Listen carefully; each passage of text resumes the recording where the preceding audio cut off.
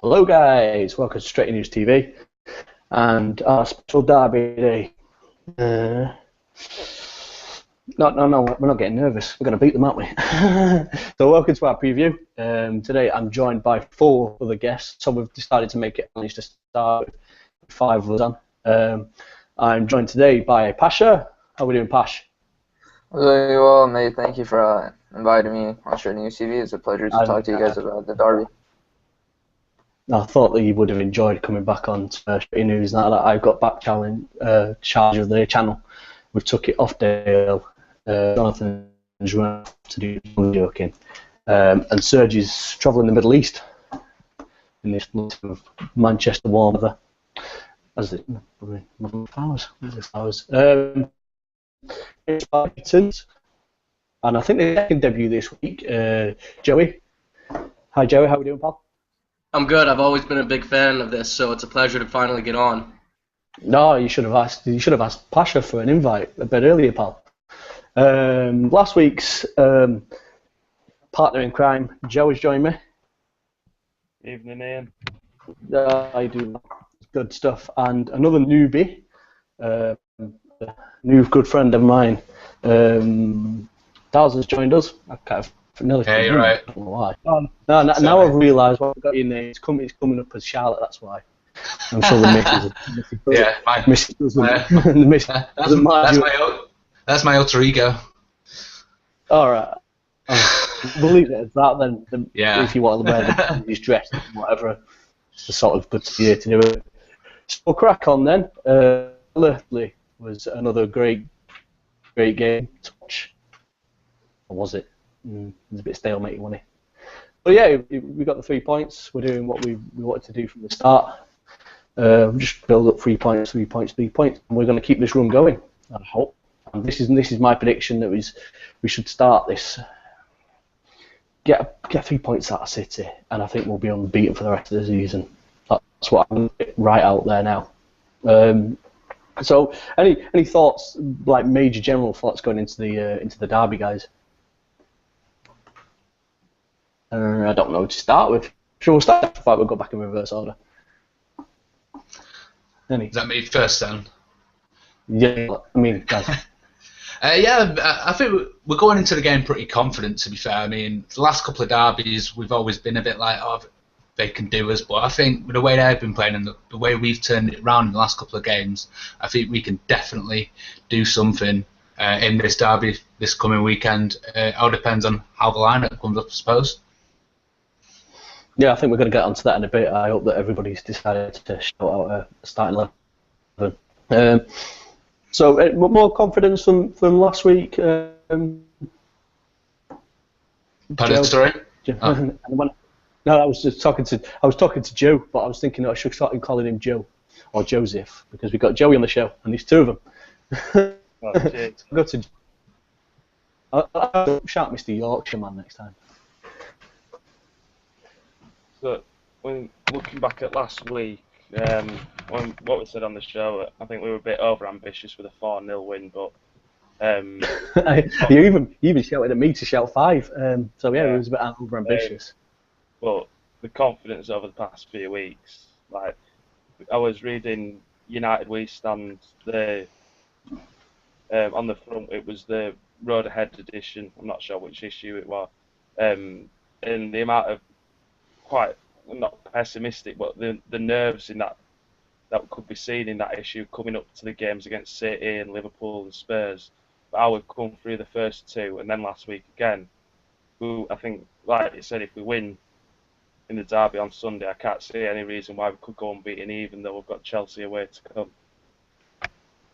Yeah, I think it's a fair assessment, especially when we got a bit overexcited. But yeah, I've put my neck on the line with that unbeaten run idea.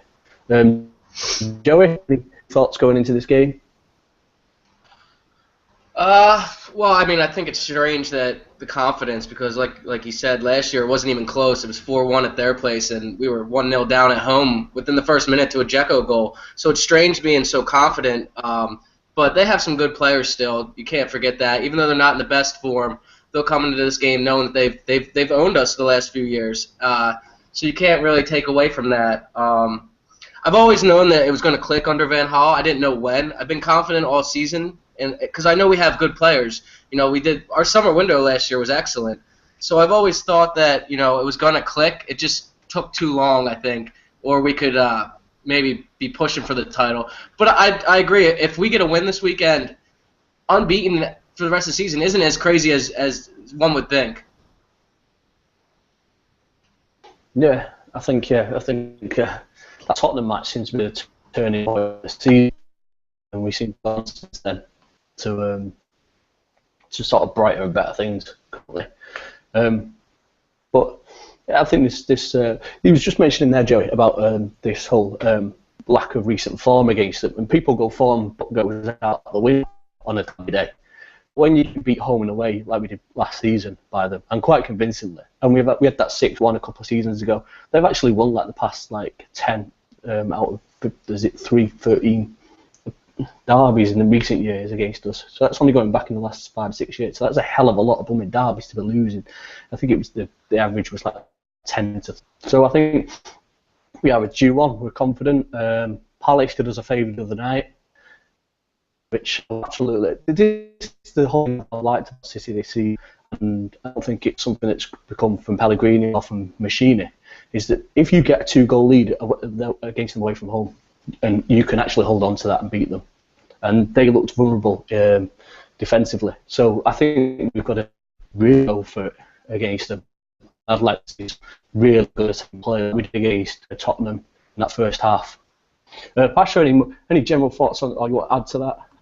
Yeah, it's a derby match, so all our fans are really too hyped up for this. And one thing I do want to say, yes, City has lost 3 out of their last 5 matches, but this is a derby match. Even if they're bottom of the league table, they're still gonna give it up, give all they got. So I don't think that basically just because we're on top form right now and they're not in really good shape doesn't necessarily mean that it's gonna be an easy win for us. We've seen that how Aguero has been the game changer. Yaya Toure this season has not been himself, but I bet you he's going to turn up against United like he's always been doing. In these last couple of years, whenever we played City, to be honest with you, not trying to be biased, I've always felt like we're going to struggle. So after it's been a long time now that I feel really, really much confident that we're going to give him a battering against City, against at Old Trafford. However, I feel like our fans are getting too tied up about that we're going to easily beat them, which I don't think that's going to be the case. I think it's going to be a tough match because I still think that because, it's a big rivalry. They're neighbors, noisy neighbors or whatever. But I just feel like even if they're not on top, even if they're not in hot form, they're still going to come and try to win us. And I feel like if we do beat them, we could even have a chance to even finish second and to get our momentum back because it's been a long, long time since we've beaten them, honestly. And I'm really, really looking forward to it. Yeah, I was going to go back on a bit about the form book going out of the window against City, and I've seen a lot of people tweet they always turn up against United. You just mentioned it, Yaya turns up against United. Had a decent couple of games. Palace sort of eased back into some sort of form, and got their goal against Palace, and I thought that's the week. But I thought that Aguero has been really quiet of late, and I don't think that that's going to help them. Or that could be helpful to us. I think defensively we've just got to be really sound. I think our attacking and our creativity and our movement is perfect at the moment, but we just need to be defensively solid to get the result. I'm going to start with starting 11s then, guys.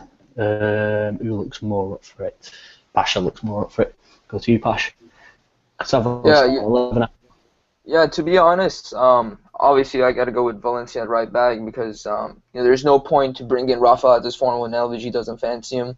However, if Smalling is fit, I'll go with Smalling. I don't want Jones to injure one of our players on the pitch when we're playing against City, so I'll go with Smalling, left center back Rojo, and left back obviously Daley Blind. I think he's done a phenomenal job helping on the left hand side, especially both defensive and the defensive aspect and attacking with Ashley Young. The system I'll play was a 4-2-3. We've been playing Carrick in the holding position with Ander Herrera and Fellaini right on top of him. On the right wing, Juan Mata, striker Wayne Rooney, and left You know, I don't want to drop Ashley Young, but I feel like this is the kind of game that Di Maria should play, especially he's going to be playing against his countryman, against Zabaleta, and he knows how Zabaleta works. He's played with him in training and elsewhere, so I feel like it'll be Di Maria's kind of game to go to, because I feel like with pace, especially knowing that Company or Di Michelis are too slow, especially Company's forehead, you know, shit blocks everything, so I feel like Di Michelis could easily Di Maria could usually take advantage of that. So I think with pace we'll beat him, and that's why I do want Angel Di Maria to start. That's fair, isn't it? Really, I think he's another one that he's not had a really good sort of season, and sort of he's just about getting that form. He gets the ball back into Rooney for our second goal against Villa, Di Maria, and I thought it was quite good that he beats his man, and he's on the left wing, and I've been dying to see him on the left wing again.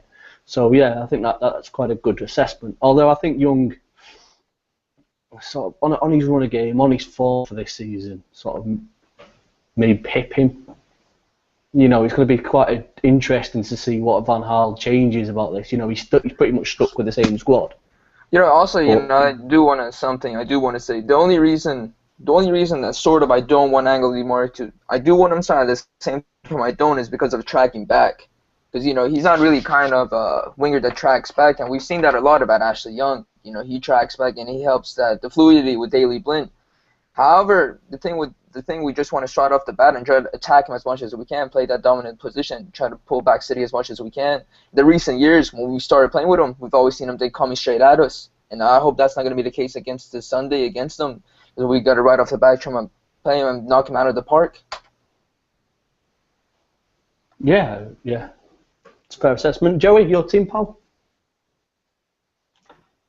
I have almost the exact same. I have the exact same team as Pasha, minus the Di Maria thing, and he kind of touched on it there. But the tracking back, Young's going to do more of the dirty work that you kind of need. And I think if we can keep possession for most of the game and have them chasing the ball, when you bring Di Maria on in the second half early, those City players are going to be worn out. And with Di Maria running at them, it's, you know, hopefully Di Michelis starts. That would be doing us a big favor, because he's just not that good this year, and his pace is a worry. And, you know, Zabaleta and Sanya haven't been in good form at right back.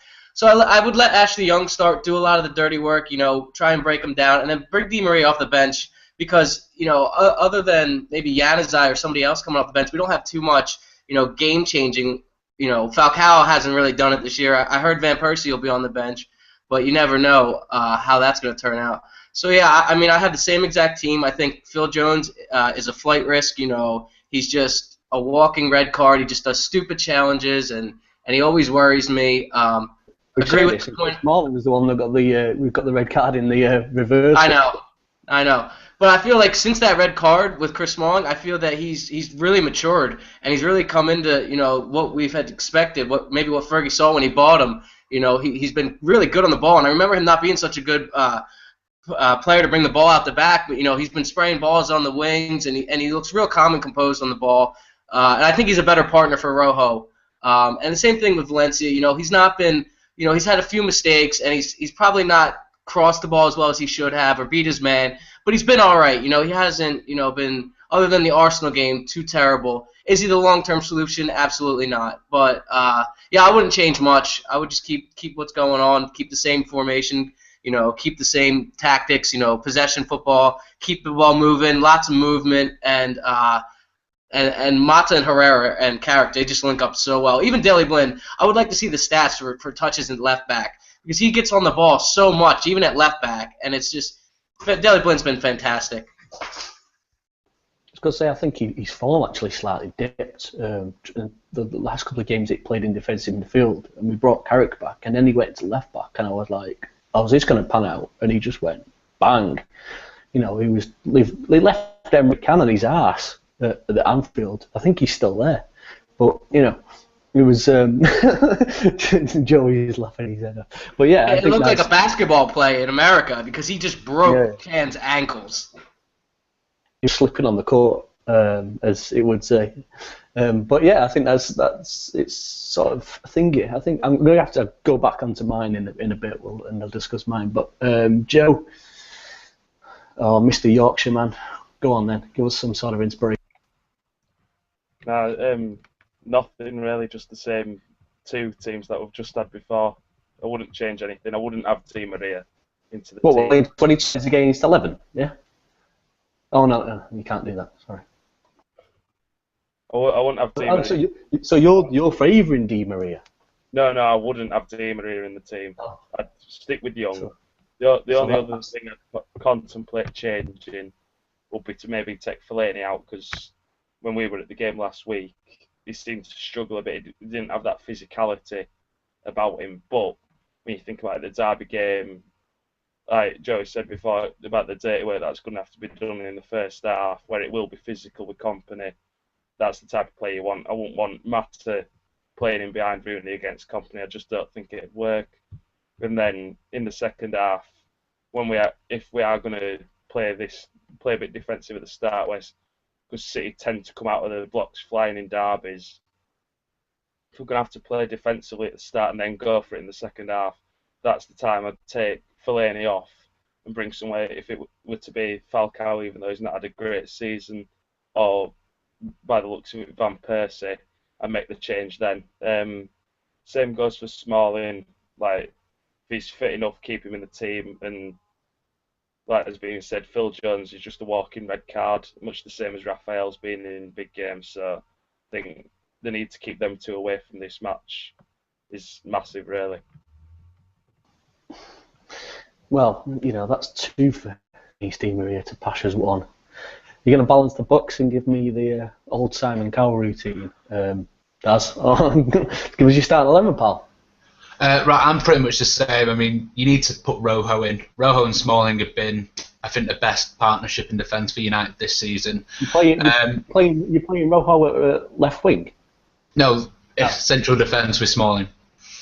I think the only thing that concerns me a little bit is obviously Blinder's done really well at left back, and I just think the pace of Zabaleta and Navas may cause a few problems because he isn't the fastest, which I think starting Young over Di Maria, because Young will get Trent back because he has been that left wing back throughout the season. Because if you look at the lineups from earlier on in the first game, he started with Januzaj and Di Maria, so he's gone for 2 fast wingers there. Whereas you got in the last few games you've had Mata and Young on the wing. So I don't know how he's going to go, but to me, putting Young up there. And Mata on the wings, and then keeping Fellaini just behind Rooney and Carrick and Herrera in the centre. So pretty much this is going to be the same sort of team talk as Van Gaal's having at the moment with his backroom staff, because they're going to be all going the exact same. Because my team, unfortunately, Pasha, he's not going to include Di Maria. I think he may have to come off the bench to make an impact if and when we need him. I'm going to do what everyone else has done. De Gea obviously stays in net. We take him everywhere. Valencia over Raphael. I think bringing Raphael in would have the same effect as bringing Shaw back against Arsenal in FA Cup. He played half of the game. He was absolutely terrible. Couldn't get up to speed with the game. And I think and fortunately, I'd like to see him go on and do quite well. And he has played some big roles in big matches in previous seasons, but I think we need to have some steady heads in, and Valencia's got a lot of more experience in that. For me, Jones liability Jones. We don't want to be seeing any stupid back passes from the halfway line at nearly going the near post. Smalling over Jones for there. Rojo, he doesn't fail to impress you, does he? Really? He's got United right back, United full back, centre back. Right, in fact, he can play anywhere, can't he? We just put him in anywhere along that back line, and he's solid.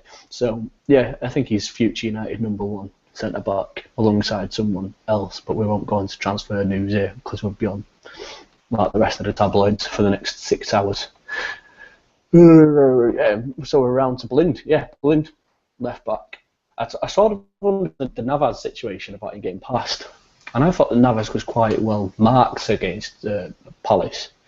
He didn't do too much. He was trying to get to the bar line, but that was Palace playing really deep. I don't think United can do that. I can't reach pressure like that. So hopefully the ball possession, like we did at Anfield, we'll just minimise that completely. Centre, those start again there. Carrick, Herrera, Mata. It just falls into place. I read today about from the MEN about Fellaini and that muscling and having to do that dirty work in the central midfield, and that's my reason for putting him in there. And if Carrick puts in one of those passes like he did against Tottenham, then I've got money on him to bag as well. I can't see why Fellaini can't get into those bags, or at least get an assist, a knockdown from Rooney, overhead kick maybe, Scholesy header, final minute, and pointless. And he just sort of brings that sort of tumble that Yaya Toure brings to City. But he does. He does. I just don't want to see him going Vinaldo again like he did last season. Because if he does something like that and ruins it, but he's been a lot more composed this season. He uses his strength to his advantage and doesn't go in stupidly anymore. Yeah, well, my downside throughout the season has been the way that he starts niggling at people from behind them, and he gets clumsy, and he gets fouls away, he gives possession away. So as long as he keeps that fire up the pitch where he should be, sat behind Rooney slightly, just off Rooney, then hopefully it'll avoid that sort of situation. Young for me gets a nod over Di Maria, unfortunately, Pasha, because I know that you'll be quite upset that you've been beaten 4-1 on that stake. And then honestly, just Rooney up top. I think that we've got to have an attacking bench. We've got to have these sort of players that you can put on the bench. Di Maria, I don't see why not put Van Persie on the bench. It just gives you warning. It's a mentality warning shot that yes, these players are not in form. One of them's coming back from injury, but they could turn it on in an instance. We was playing against Villa when Van Persie first came. He doesn't need to put in a bumming volley from 20 yards outside the box, but he does. And he's one of those players that will. And I think Carrick ball, I said it when Van Persie played in that title-winning season, his first season, those balls that Carrick played, that one that he played for Fellaini against Spurs, were the bread and butter balls that Van Persie got on the end of every day of the week. And I think both Van Persie and Falcao get on the end of those sort of balls. So we're on to predictions, guys. I'm going to start. We'll go to Joe in the middle first. We're going to mix it up a bit. I'm not going to go as confident as last week's 4-0, but I can see us keeping a clean sheet.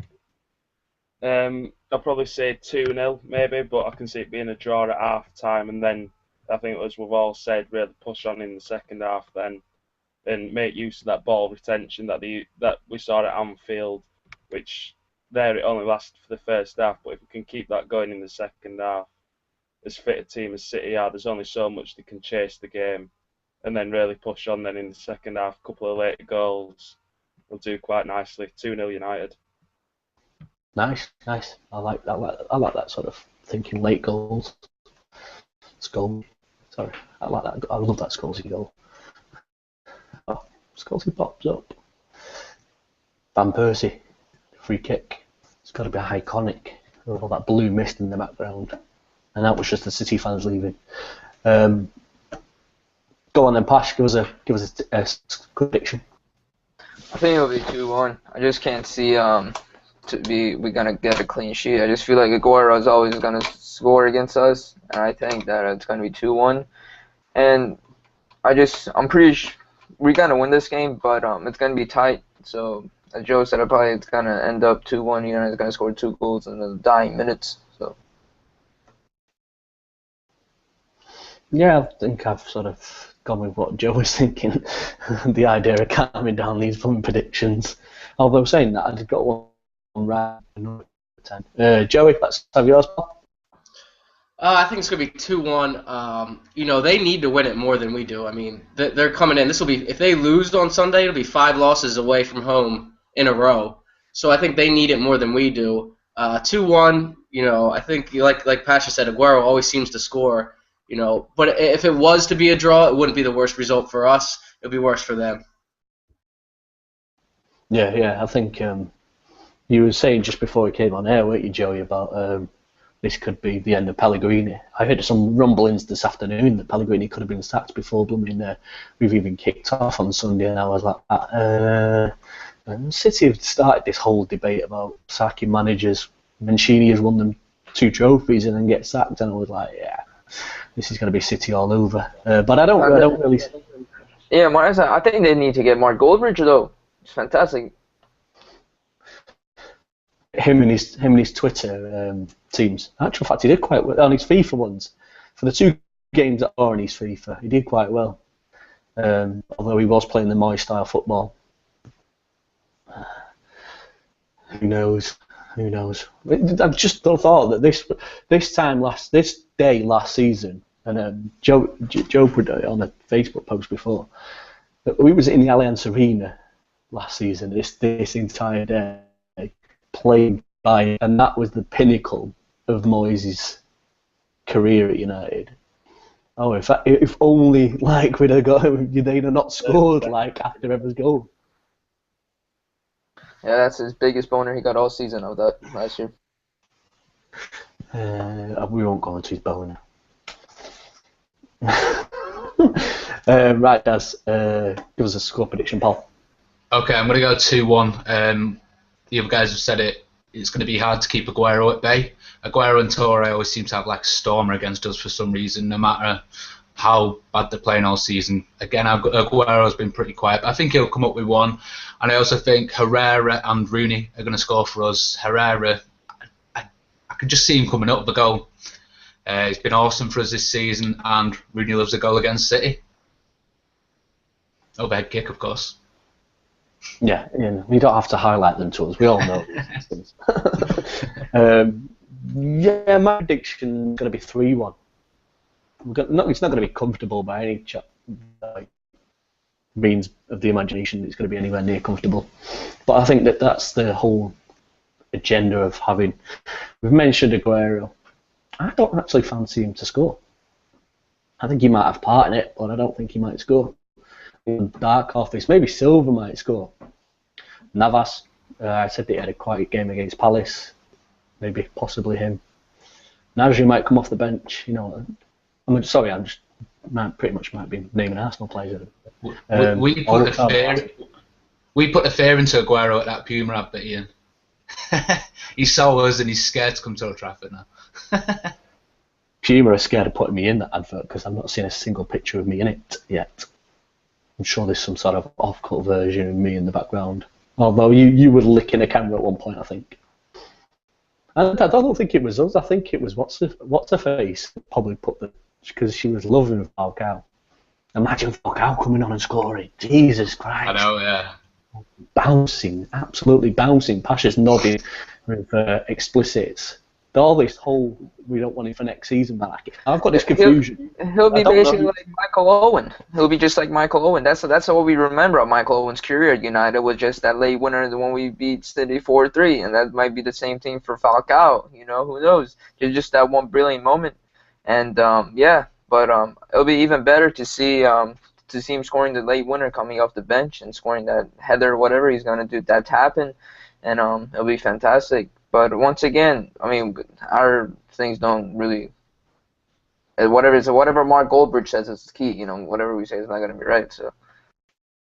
We'll leave Goldbridge alone. Let him go down with whatever he's doing at the United stand. He was wearing a suit before and was drinking Heineken at one point or something. I don't know what was going on. Back to Falcao. In a sense, I was Falcao. Jesus, yeah, Falcao. If he gets that and you just mentioned it there, it'd be like Owen. But for some reason, this mass confusion with United seems that we'll let him go. He's on loan. He's going back to Monaco if we don't sign him. It seems to be some sort of misconception of United fans at the moment that we'll let him go. Like we're selling him. We'll sell him. We've not bought him. And another point on the Owen thing is, how much did we pay for Owen for that? One season and a half that we had him. It's not going to be the $6 million that we paid for Falcao on loan. So even if he does back and, like you say, do Michael Owen and be remembered for that, it would have been a cheaper option than having Michael Owen back in the day. But we'd still take it. What was I going to say though? Pasha, you seem to hide like you're gonna say something. No, I thought you were gonna say Bebe. He thought we should go get him back and for him to score the winner, or maybe Anderson. I mean, Anderson would be at Nando's by then, but yeah. No, Anderson got was it last week or the week before? I can't remember what it was for. But his teammate then got sent off for swearing at the crowd. It was an unbelievable bumming scene. I've never seen anything like that. But no, we might as well be asking if Manam Juve would come back, because these goals Falcao didn't get tap-ins for. I think with Falcao, he's going to go somewhere. He's not going to go back to Monaco. He's just not going to stay there. They're getting an average attendance of 8,000. He's 29. He wants to finish on a high. So if we don't sign him, he'll go somewhere. There's talk of him going to Real Madrid. He could even end up in the Premier League with either Chelsea. Who knows? And he could come back to haunt us. I've heard a lot of United fans going, it'd come back to haunt us, pal. It just seems like it would be destined that way, that he'd go in.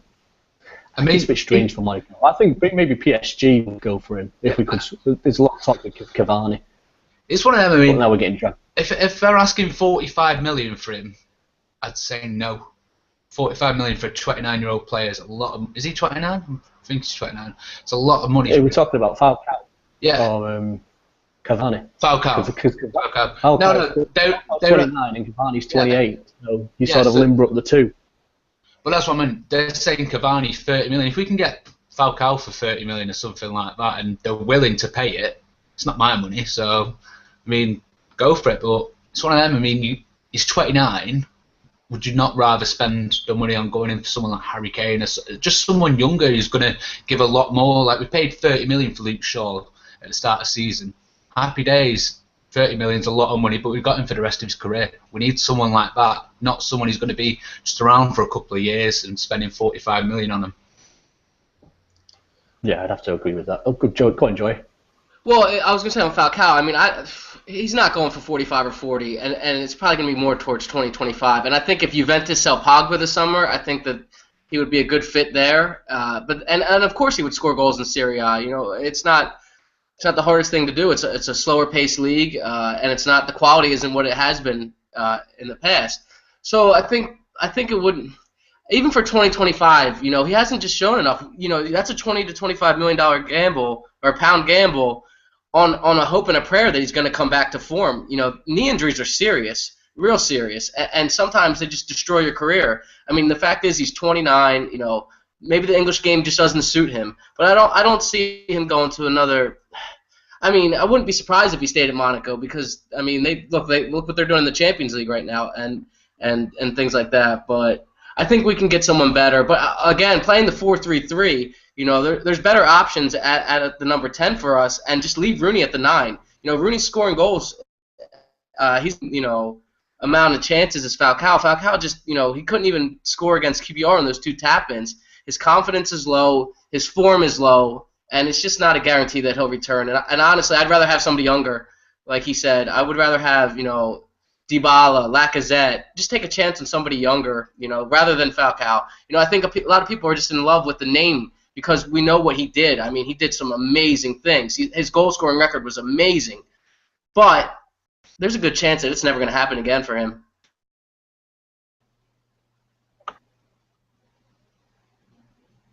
Pasha coming in. Yeah, just staring at the camera like. The thing with Falcao is that for me, you know, yes, obviously, you know, football has got him mad. People are saying 25 million, whatever, for Falcao, but I seriously think he's gonna get sold even more than 40. And the reason why is that you got to remember who his agent is. It's George Mendes. You know, the guy legitimately is a big factor in football. And the reason why I don't see him at Juventus is because of his wages. They can't afford those kind of wages unless he brings it down. He becomes humbled by it. And to sum up Falcao's career at United was a shot he had against Aston Villa when he came in trying to volley, but it went back off the, you know. And when I just saw that, I was like, you know, it's sad because this guy was such a phenomenal player. You know, playing for River Plate, for FC Porto, and especially for Atletico Madrid. That's how his season basically kicked off, and that's how I remember El Tigre was with his fantastic career at Atletico Madrid. But for us, looking at it, it seems there's a lot of rumors that LVG is going to offload both our VP and Falcao, and that's just basically because he's probably going to revert to a 4-3-3, and he probably just needs one or two strikers, not main strikers, up top, and that's probably going to be just Wayne Rooney, our lone striker, up top next season. Maybe James Wilson, who knows, he might bring another striker in. But for me, I just feel like the luck that United has, that I could even see Falcao scoring 40 goals for another club next season, wherever that would be. I could see him, definitely seeing him at PSG, with the rumors that Cavani might even leave PSG because of the black catch he's having with Laurent Blanc. But once again, football has gotten mad of the wages that these players are getting, the salaries they're getting, all the transfer fees, fucking David Luiz getting 50 million for what? For wanking up, it's just that's just what football has been. Seriously. Is it because of his hair? Who knows? But that's just football these days. Is that, for me, when I totally agree with the guys that it should be around roughly 25, 20 December, that football has gotten mad. Mendes has a big hand in football, and he could change many things up. And I do want to see United right now finishing a lot of transfer deals by the time the June comes around, especially from Memphis Depay, which one of my good friends, close friends, that I think he was a big Eindhoven fan, PSV fan. He always rates him. And I can tell you right now, from off this show, that goes on YouTube, just because as soon as we link with someone, people go on YouTube and basically judge the player because of a bunch of goals and stuff like that. He's going to be a big player, definitely a dub for Arjen Robben. And especially when we missed out on him in 2003, I remember when he went to Chelsea and after that Real Madrid. And to be honest, is that next season we're going to be battling for the top four. I mean, not top four, even for the title. And I think that we're in good hands. And for whoever said that LVG should be out, I mean, you guys are just fucking morons. It takes time to rebuild a team, Especially when Ferguson came into the job, people were like 3 seasons in and he should get second. Look at what he did. Tara Fergie and stuff like that. So it takes time. Unfortunately, football has gotten mad, and right now there's rumors about Pellegrini getting signed. I feel sorry for him, even though he's not doing well, but look at what he did. This is his first season for Manchester City. I feel like football has gone mad, and unfortunately, I could see Falcao leaving us, but getting sold roughly around 40 or something million. Yeah, I think we're going to have to end on the transfer nonsense there. We seem to have gone off the whole topic of it being Derby Day. So we're going to sort of knock on that one on the head. I'm sure that... Go on then, Charlotte. I mean... So to summarise, Falcao's going to get the winner. Well, I was just going to cut to the fact that Charlie Gibbs has at Man United, Man Like Matter on Twitter, has tweeted us saying that he's agreed with my 3-1 Man United. So, yeah, him and Fellaini to score for me. And Rooney the other one, because, yeah, he just loves scoring against City. So, yeah, guys, I hope everybody's enjoyed the show. It's quite a long one, but that's what you get when you bring 5 of us in and try and have everyone's conversations. And then Pasha loves to have a good chat about signings. We'll leave that for a 2-hour special. People to bore tears and paint that wall during the summer. Guys, but thanks very much to everybody for coming on. I hope you enjoyed it. Pash loves the man. I'll try and get back more often. Joey, it's always good to have a newbie on. The same to Daz.